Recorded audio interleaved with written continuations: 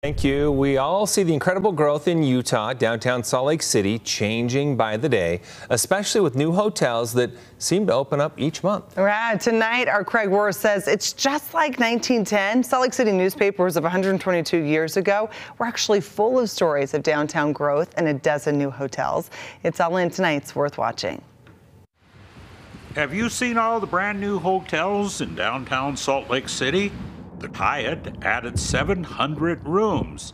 There's the new Element Hotel, and of course the new Courtyards and Hyatt Houses, and that new La Meridian Hotel, all part of a new growing skyline. Well, the city's growth is phenomenal with new hotels. This was a 1911 newspaper. Yes, they were building hotels in record numbers. In 1910 and 1911, 6 stories of the new Grand, the Hotel Albert. Wow, what a place. And of course, the Hotel Utah opened at that time. No, the hotel building was not overdone. It just shows the growth of the city back in the boom of 1910. Most are just memories now. The Kenyon, the Wilson, the Windsor, my favorite, the Knutsford, which was actually built a little earlier than 1910, but all long gone. All the hotels were downtown, probably within about a 4-block area between the railroad stations. Yes, the hotels of 1910, the hotels of the rails. A few survive.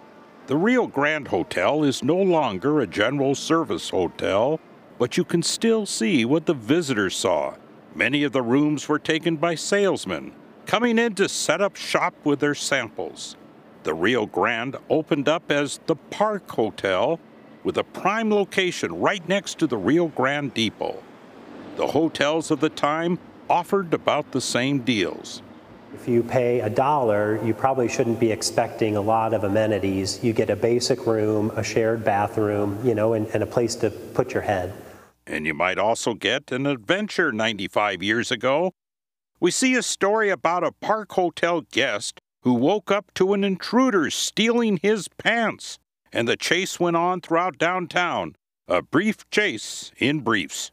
Down the street, we still see the Broadway Hotel of the era.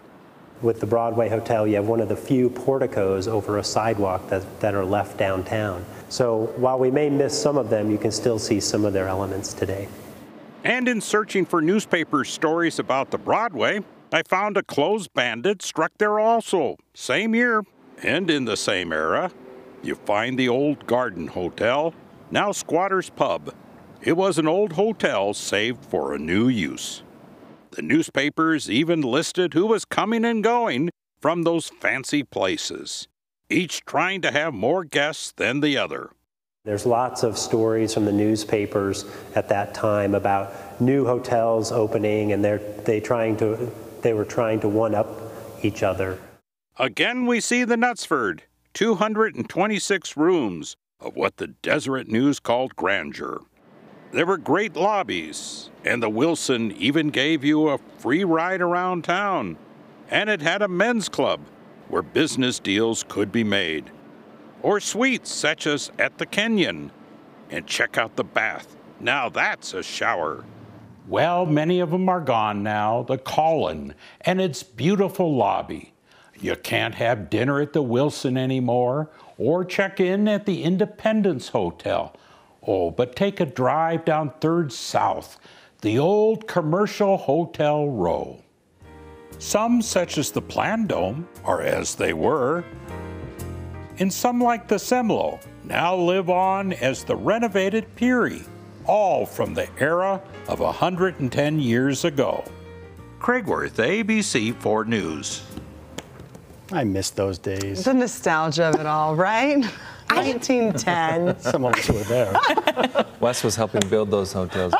Good stuff. But did we catch the pants burglar? Because I feel like that's my Right? biggest question. That's key, right? Seriously. Oh my gosh, thank you, Craig Wirth, always. Okay, time now for Look at Sports with our Wesley Ruff. From the history of Salt Lake City to some historic runs. Good stuff going on lately, yeah. A couple of teams doing something they've never done before, including the Denver Nuggets, the Utah softball team, and the Salt Lake Community College